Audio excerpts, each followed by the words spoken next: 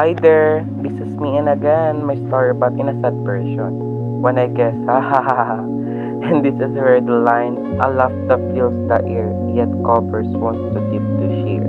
I grew up in Poblacion, where my family owned a gasoline station and car wash business. I consider the years 2014 to 2015 as the happiest years of my life. My family was light-hearted, joyful, and we always helping each other, hand in hand. But as time passed, things started to change when 2016 came. It also brought conflicts into our home.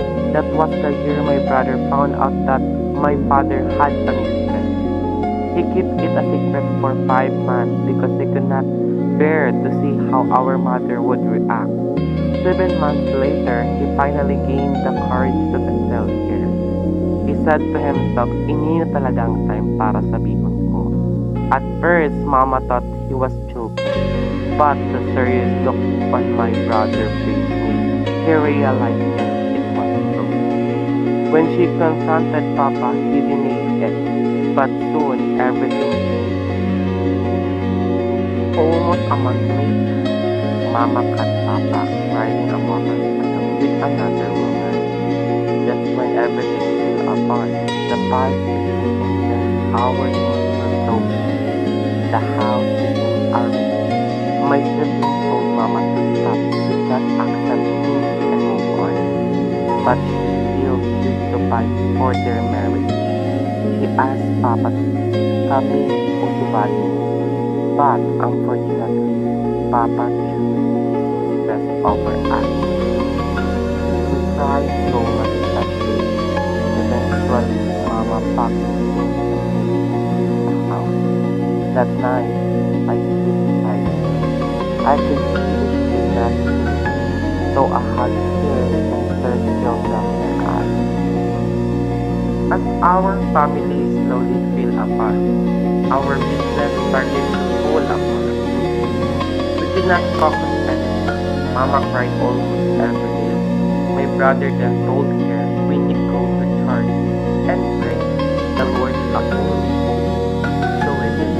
We prayed and placed everything in God's hands. As our family slowly fell apart, our business started to fall apart. We could not focus anymore. Mama cried almost every day. My brother then told her we need to go to church and pray. The Lord is our only hope. So we did. We prayed and placed everything in God's hands. One day, Papa suddenly messaged my brother, asking how he is. But we did not reply.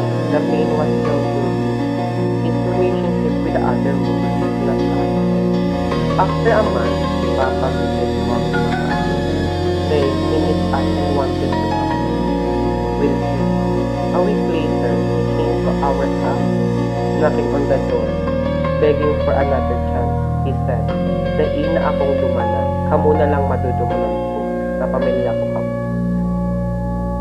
This time, we listened. We forgive him and give him another chance. And from then on, our family slowly became happy again. Hurt but held, broken but stronger, and most of all, we learned that forgiveness and second chance can bring back the light that once faded in our lives.